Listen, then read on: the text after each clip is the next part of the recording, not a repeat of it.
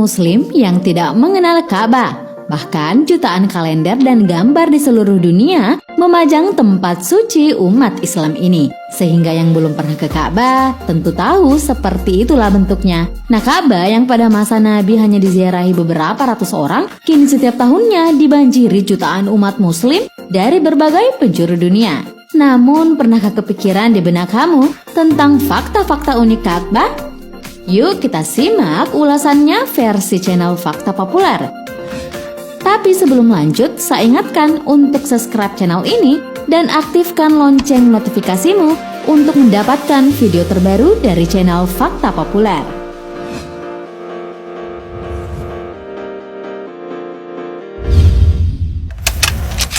Ka'bah telah direkonstruksi beberapa kali. Ka'bah yang kini kita lihat tentunya tidak sama dengan Ka'bah yang dibangun oleh Nabi Ibrahim dan juga Nabi Ismail. Dari waktu ke waktu, Ka'bah mengalami rebuilding setelah tertimpa banyak bencana alam atau bencana buatan manusia. Salah satu rekonstruksi yang paling dikenal oleh umat Muslim adalah yang terjadi sebelum Nabi Muhammad SAW menerima kerasulan. Nah, pada saat itu beliau mengatasi perkelahian antara klan mengenai siapa yang berhak meletakkan Hajar Aswad. Nah, caranya beliau meletakkan batu itu ke jubahnya, di mana setiap orang dari semua klan dapat mengangkat ujung kain tersebut. Nah, sejak itu setiap beberapa abad sekali terjadi beberapa kali rekonstruksi. Nah, terakhir kali pada tahun 1996 di mana berbagai fondasi diperkuat dan atap baru ditambah. Sepertinya ini akan menjadi rekonstruksi terakhir karena teknologi modern telah memungkinkan konstruksi bangunan yang lebih kokoh dari sebelumnya.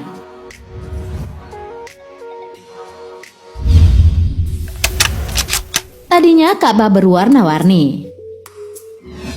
Nah, kita telah terbiasa melihat Ka'bah dengan trademark warna kiswah hitam dengan garisan emas melintang, sehingga sulit membayangkan seperti apa sih Ka'bah kalau ada dalam warna lain. Namun sebenarnya tradisi ini dimulai sejak Khalifah Abbasiyah yang simbol kekhalifaannya saat itu berwarna hitam. Tapi sebelumnya Ka'bah ditutupi kain berbagai warna seperti hijau, merah, dan juga putih.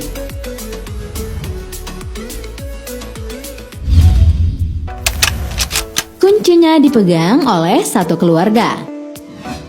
Setelah Nabi Muhammad SAW menaklukkan Mekah, kepada beliau diberikanlah kunci Ka'bah. Namun bukannya menjadikan kunci itu hak milik, sang Nabi justru menyerahkannya kepada Utsman bin Talal. Keluarga dan leluhurnya telah menjadi pemegang kunci Ka'bah turun-temurun selama berabad-abad. Nabi mengokohkan kedudukan mereka hingga akhir zaman dengan kata-kata berikut. Ambil ini, wahai Bani Talha, selama-lamanya hingga hari kebangkitan, dan kunci ini tidak akan direbut darimu, kecuali oleh penguasa lalim lagi sewenang-wenang. Melestarikan pesan Rasulullah, tidak ada satupun khalifah, sultan, bahkan raja, bahkan orang paling berkuasa di dunia yang mampu memasuki Ka'bah, kecuali setelah meminta izin kepada keluarga kecil Mekah ini.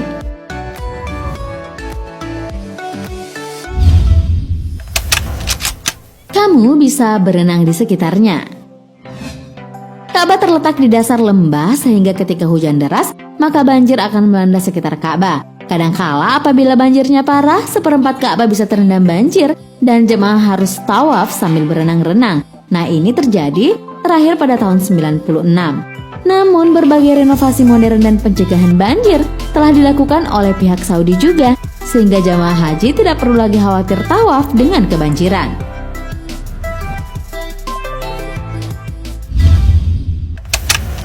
Ada dua buah Ka'bah.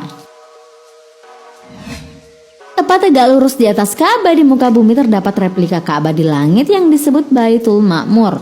Saat Isra Mi'raj, Rasulullah SAW melihat Ka'bah ini. Sabda beliau, kemudian saya diperlihatkan Baitul Ma'mur atau rumah Allah. Saya bertanya kepada malaikat Jibril mengenainya dan ia menjawab, ini adalah Baitul Ma'mur di mana 70.000 malaikat melakukan ibadah di sini perharinya. Dan ketika mereka pergi, mereka tak pernah kembali lagi ke sini.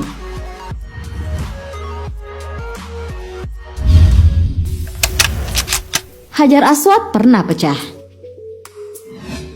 Nah, tahukah kamu bahwa batu hitam Hajar Aswad dilapisi pelapis perak sekelilingnya?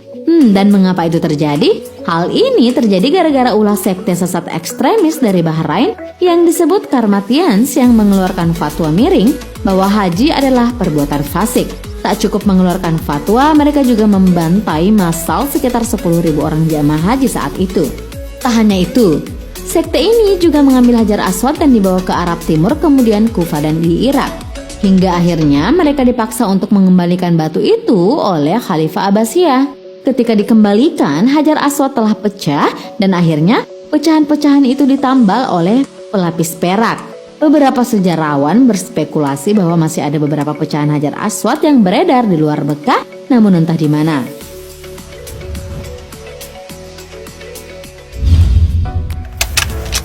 Ka'bah seharusnya tidak berbentuk kubus.